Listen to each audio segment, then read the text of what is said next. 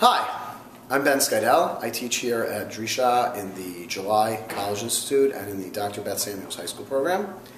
This week's Parsha is Parashat Vayikra, which begins not only the Torah reading of Vayikra, but the entire book of Vayikra. And the book of Vayikra is called, in the classic rabbinic literature, Torah Kohanim, namely the work or the laws of the priests, because it deals with not only, but primarily, the sacrificial order and the rules of the sacrifices that were brought by the priests.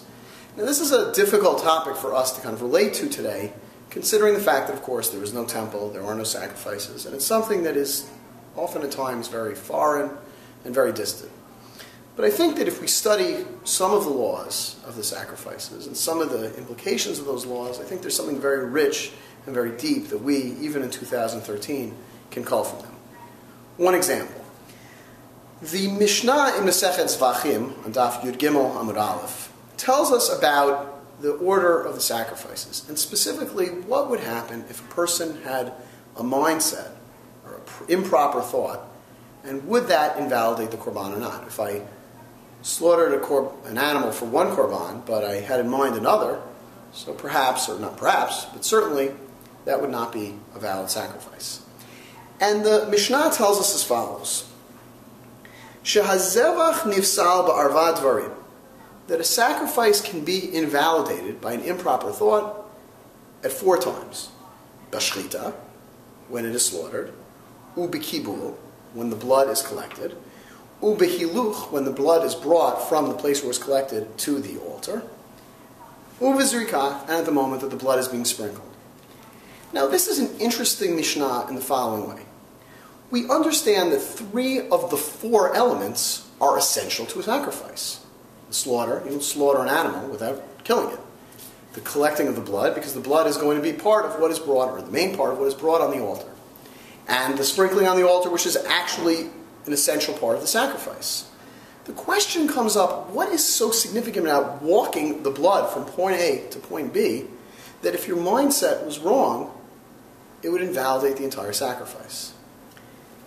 There is a very fundamental and beautiful answer given by one of the great rabbis of the last generation, Rabbi Yosef Rosen, who was a rabbi in the town of Dvinsk in Latvia, who was best known, though, for the town where he came from, that of Rogachev. He's known as the Rogachever Gaon, the genius of Rogachev, or the Rogachever Eloi. And the Rogachever says something which is very important.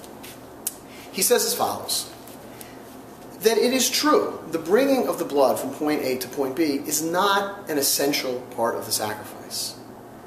But it is something that necessitates or facilitates the sacrifice.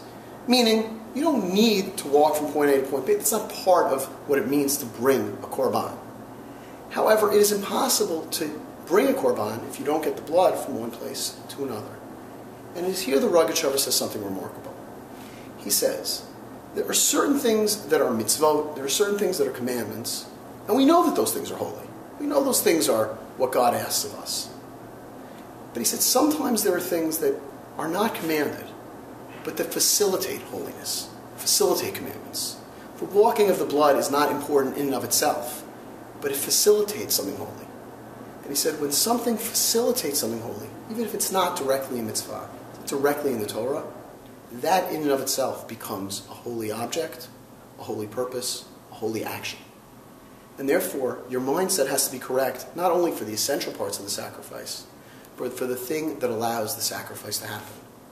Now, this is a very vitally important lesson, because I think oftentimes people who are students of Torah have the natural inclination to see mitzvot as being of great significance, and to forget sometimes about the things that facilitate, that allow the mitzvot to happen. The culture, the fabric of all of mitzvah observance and what goes into it, not just the actual performance itself. And the Rogachever teaches us in a very arcane detail of the sacrificial rite that we have to be aware, we have to be awake to the possibilities, that not only the things that are obviously are holy, but that everything that goes into it can be holy as well. This is just one detail of the sacrifices that I think has a much broader application for all of us in the religious lives we lead, not just in the ancient period in the time of the temple, but in the world that we live in today. Shabbat Shalom.